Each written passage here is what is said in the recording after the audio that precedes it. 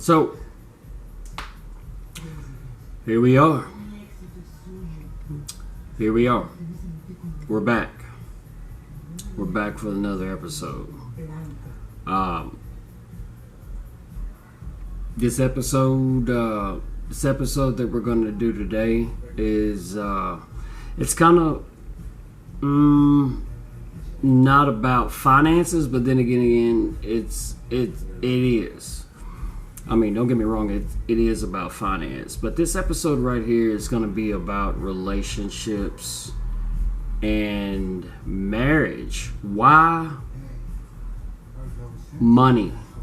Why money causes... Why money is the leading cause of divorce. Yeah, I know, right? Man, I hope the people, I hope everybody tunes into this one, because we're gonna, you know how I do it. We're gonna go over some stats and statistics and some reasons of why money is the leading cause of divorce. You know, that conversation right there is not talked about enough, or probably at all. It's probably not talked about. I hadn't heard anybody talk about it. So let's talk about it. Let's talk about it, and let's dive deeper. Let's dive into it, and let's see how we can fix it. And if this episode can help anybody, can bring awareness to some of the things that are causing issues and causing problems in marriages. So, yeah, let's go. Intro, please.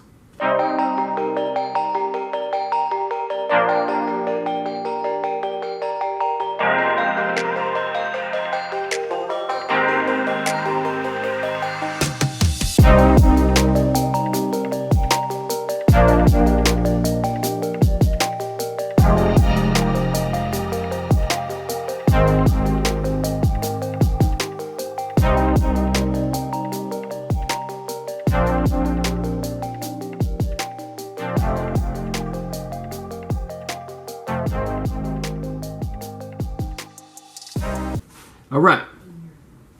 So, money in marriages. Man, that's a big one. That's a big one. There's divorces and marriages, relationships, period. Why? Why is money so tough? Why is money so hard to deal with in relationships or marriages? I say relationships or marriage because everybody's not married, but why? I've never understood why money is so damn hard to deal with. Why is it so hard to deal with and to come to agreements to figure out who does what? I mean, it's just... think about it. It's the leading cause. It's the leading cause of divorce. So, we got to figure that out, and we got to talk about that. You know what I'm saying? We got to figure out what the hell is going on. What's going on with the reason why money is causing... money is one of the reasons what's causing people to get divorces. So, let's check it out. So check this out. You know me, right? I've got some things for us to look at, right? So I want everybody to check this out here.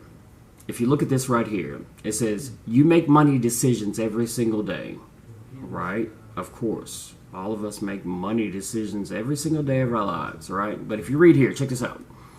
It says, when you deal with something in your marriage over and over, it stands to reason that you would have an increased chance of experience conflict over it.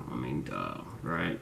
If you deal with something a lot, you're going to have a little bit of conflict. But check this out. It says, probably not A lot of people fight with their spouse about who gets to drive the yacht, but fighting over daily use of money stands to get a lot of airtime. So yeah, you know what I'm saying. So what the article is saying is it says bring two people together and you're guaranteed a difference of opinion at some point. It says she thinks budget would look better if you took your lunch, took his lunch every day instead of eating out. And then on the other side, it says he thinks she could grab a cup of coffee at home each morning versus spending $5 a day at the drive-thru, and so it began. So basically, what the article is saying is, one person thinks one way, one person thinks the other way. One person is like, man, you know what? I think you should take your lunch every day. One person is like, maybe you could kind of scale back on, buying a cup of coffee every morning or some Starbucks. It's just, two people are different. Two people have different outlooks. You know what I'm saying? Two people have different outlooks of what they think you should do with money. You know what I'm saying? So it even has a solution here. So solution, check this out. It says address issues, which I absolutely agree with. Any kind of, any kind of issues that you have with money, you want to address them as they arise. It says don't let them fester or build. I mean, you know what I'm saying? Don't let it go weeks or days and you're like, man, you know what? Oh, this is pissing me off. And you don't say anything about it because that makes the situation worse. You know what I'm saying? So it says if your spouse doesn't seem to think it's an issue, but it bothers you, it's worth discussing. So, if there is, if there's something that your spouse is doing, or if there's something that you're doing that bothers the other person, the other spouse, it's good to sit down and, kind of say, look,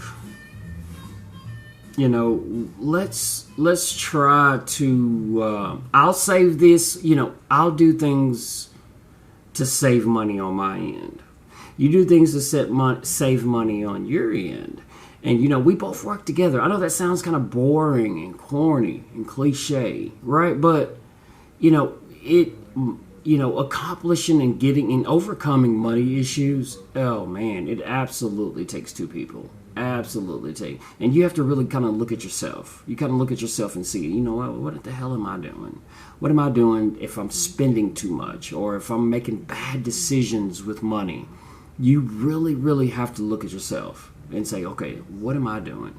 I have to fix myself. If my partner, my spouse is willing to fix the issues about their self, then you have to be willing to fix issues about yourself. So basically, that's the first one, right?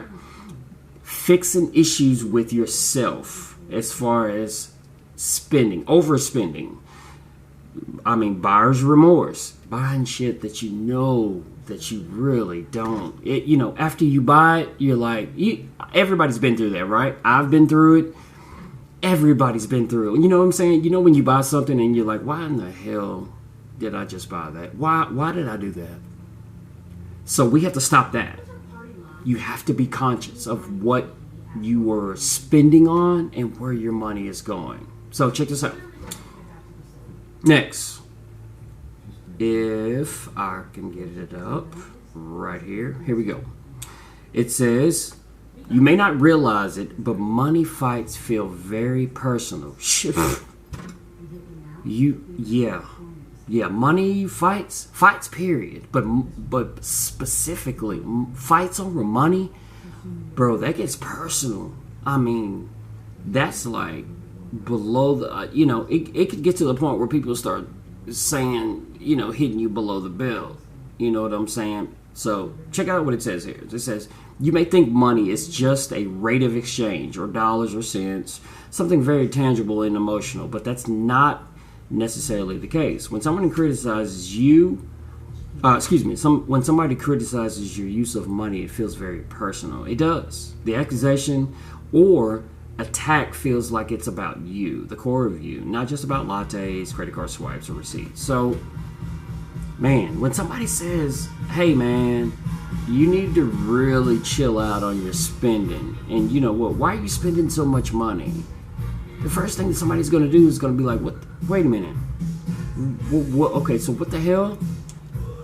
What about, you know, and it's just gonna, it's just not good, right? So when somebody, it feels personal. It just does. It feels personal. When somebody asks you, says anything about your money spending, you know, especially my 9-to-5 people that have jobs and that are like, man, you know what? Hey, I work. I can get whatever the hell I want to get. It just feels personal. So the solution to that, it says stop and consider your differences. That's big to me. Every couple, all people, my married couple, relationships, whatever, everybody, that's what made you get together in the first place, because y'all were different. Y'all were different, and quote unquote opposites attract, right? So check this out. It says, recall that your differences were part of the initial attraction to one another. Like I just said, remember the old toothpaste rule. That's a big one. Check this out. So it says, saying a hurtful word is like squeezing a tube of toothpaste. It's messy, and once it's out, you can't put the mess back in the tube. So once you say something, bro, you know, once you say, hey man, you know, you don't know how to budget worth a damn. Or, you know what I'm saying? Once you say something that's hurtful, it's over with. It's over. You can apologize, and you can say, hey, you know what? I'm sorry. I didn't mean to say that. I didn't mean to say that. But you can't take it back. That person is going to always feel that. They're going to always have a scar from what you said. Man, when I tell you that the tongue kills, words hurt, period. So please watch what you say to your spouse, and especially in this case, dealing with money. Just respect the differences. Respect the perspective that other people have on money. Just kind of, you may not have to agree. It's okay to disagree. That's what a lot of people don't understand. It's okay to disagree with something. You can say, well, you know what? I understand what you're saying. I got you. You know, I see where you're coming from. I may not agree with it, but I understand. You know, so basically the differences, the way that somebody looks about money, whether it's right or wrong, just, you know, hey, okay, well, I kind of understand that. I understand where you're coming from on that. Just try to be understanding when somebody, now if you got just a spender, that's just, oh God, that's just spending money on just God knows, just spending money on ridiculous crap. Then, hey, you know, you could say something. But when somebody has a perspective of, hey, well, you know what, I think we should do money like this. You think, you take that in consideration. You listen. Okay. Zip it. Don't overtalk somebody. But when your spouse is saying something about, okay, well, you know, well, why don't we try this with money? Or why don't we do, just at least listen and say, okay, well, I agree or disagree or whatever it is that you feel. But listen, accept the differences that you guys have. You have two different outlooks on life. Man, that's what makes marriage so hard. You combine another human being with different attributes, different ways of life, different ways that they look at the world, and then yours. And you're like, oh, wait a minute. No, I don't. I don't agree with that. I don't, you know, that's tough, man. God, marriage is just tough. But in this case, we're talking about money. So anyway, just respect. Just listen, have the decency to listen. And listen to somebody else's perspective, especially your spouse, on money. So, last point is, we're going to, this is the biggest one. This is why I saved it for last. And this is going to be your roles. Whew. In a marriage, your roles. You right? And in this case, we're talking about money. Your roles. Check this out. Check out what it says here. It says, you're married to a helpmate, a teammate, a friend, and a co-collaborator. Not your mom, not your dad. The wisdom of the word tells us to leave and cleave. So avoid establishing a parent-child relationship.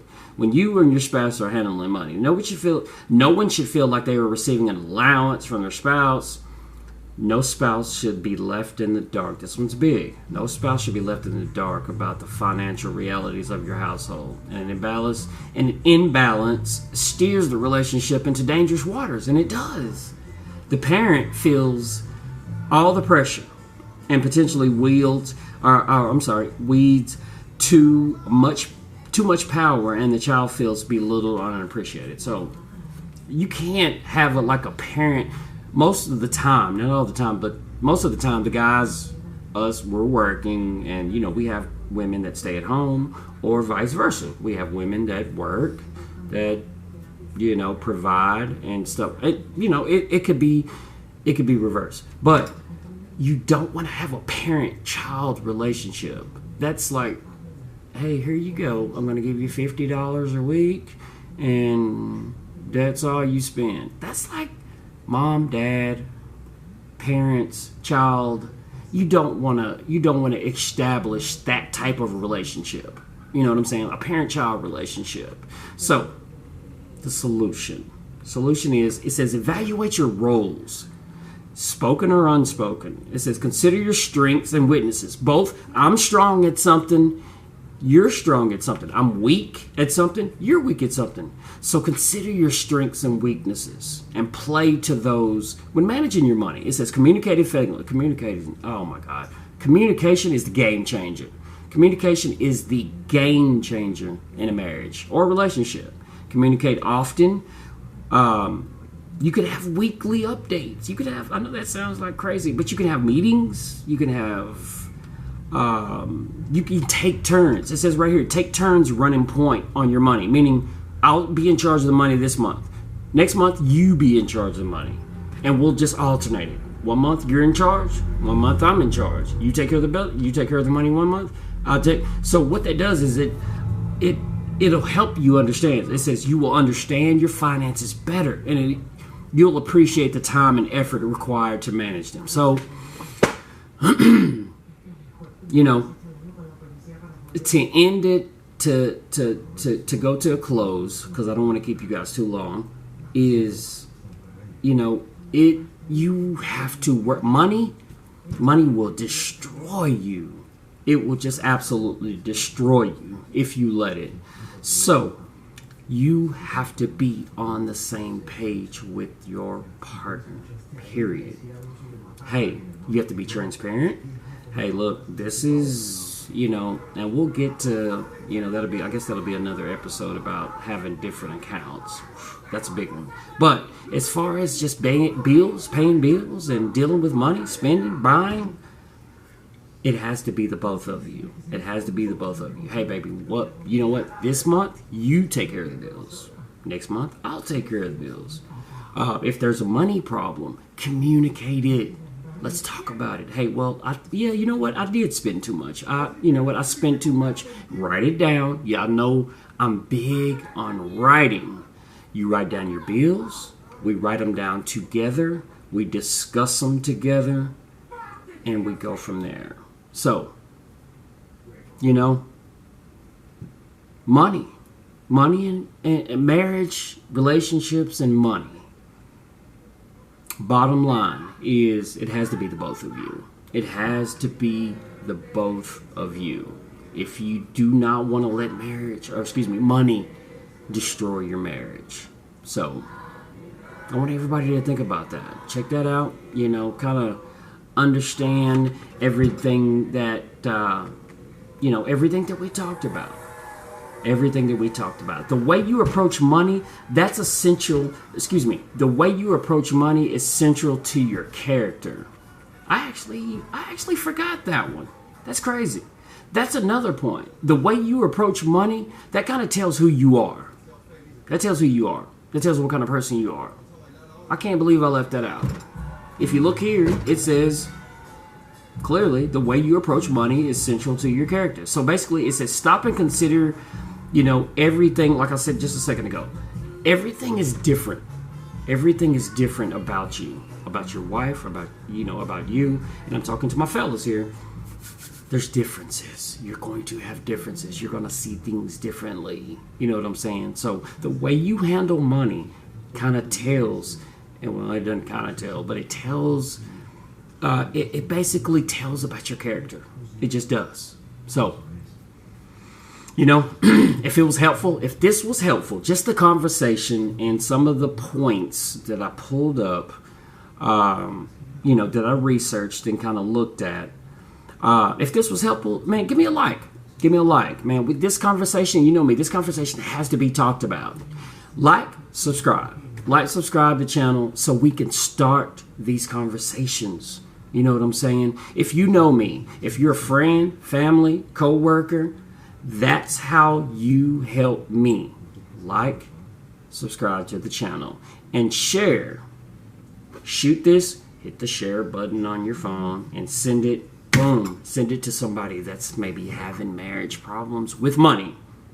I'm no counselor. I'm no, licensed, whatever the hell you want to call it, some marriage counselor or anything like that. But I am married, and I do have financial issues. I have dealt with them, and I think I'm qualified to say that. So, like, subscribe to the channel, leave a comment. Man, I hope it helped you out. Everybody have a good day, man. Think about that. I hope everybody, all my married couples, man, let's get together and let's communicate about money, and do not let money destroy you. So, I'm going to leave it there. Everything that you do in the dark comes to the light. It always does. If you're giving out negative energy, guess what? It's going to come right back to you.